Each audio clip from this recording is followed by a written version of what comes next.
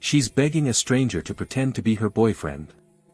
He's just trying to avoid sleeping on a sofa again. What neither of them expects. That one weekend could change every part of their lives, and redefine the meaning of home. It started like one of those interactions you only see in movies, awkward, desperate, and completely unexpected. Ethan had just gotten back from a week-long project, and his tired eyes turned hopeful as he trudged up 3 flights of stairs to his apartment. His roommate's voice echoed through the door before Ethan could even get his key into the lock.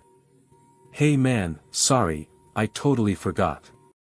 My cousin and her boyfriend needed a place to crash. I let them have your room. Hope that's okay." Ethan didn't even answer.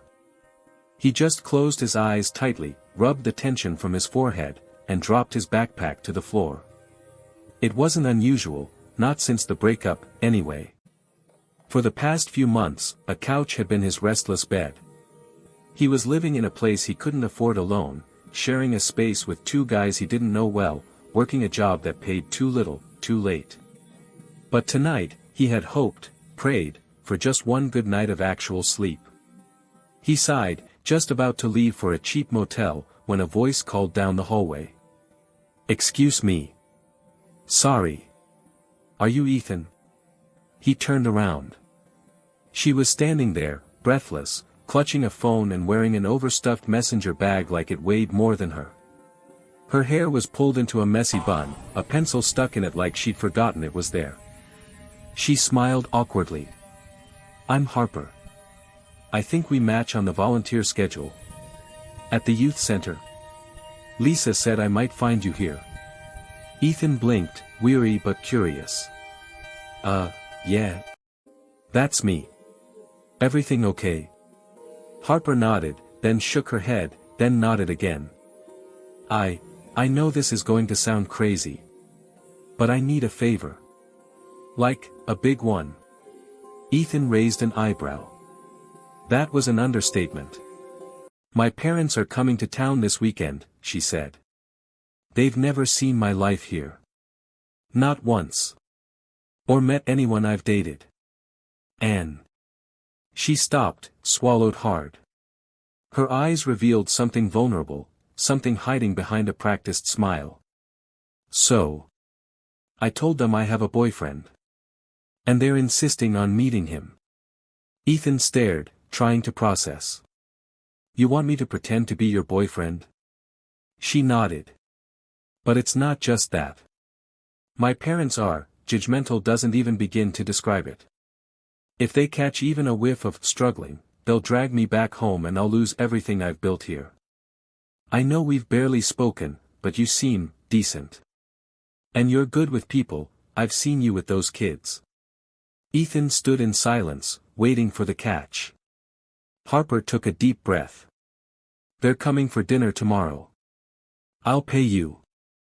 Or, actually, I saw your coordinator offering you compensation for covering those shifts. You're behind on rent, you should have taken that." Ethan blinked. "You overheard that?" She nodded, apologetic. He exhaled. "Listen, I'm not a fraud. I don't want to fool anybody. But... please," she said softly, "I'm begging you." Before he could respond, his roommate opened the door behind him and called out, "Hey Ethan, about that sofa." Ethan didn't even turn around. "Fine," he said to Harper. "But just to be clear, I'm not sleeping on a sofa, right?" Harper let out something like a laugh and a sigh of relief in one breath. Deal. Little did they know, both of them needed this more than they understood. The apartment was too quiet. Harper scanned the bookshelf for the 4th time, reread her label on the spice rack, and wiped the spotless counter again. She was nervous, terrified, even. Not of what Ethan would say or do, but of how her parents would judge her. She checked the clock. 6:02 p.m. They were late. She smoothed her thrift store blazer and tucked her hair behind her ear. Ethan walked out from the bedroom, clean-shaven, wearing a decent sweater and the only non-wrinkled jeans he owned. "You look like someone they'd approve of," she admitted. He smirked. You look like someone whose parents don't trust her decisions.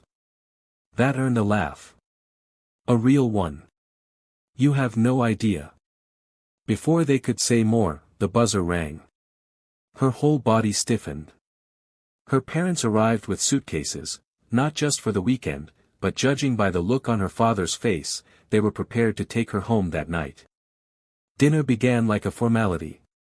Perfect posture. Precise smiles. "So," her mother said, cutting her steak. "Where did you say you two met?" Harper fumbled, and Ethan gently took her hand under the table. "Community outreach program," he said. "We were both volunteering with kids. I think Harper fell for me when I got food on my shirt."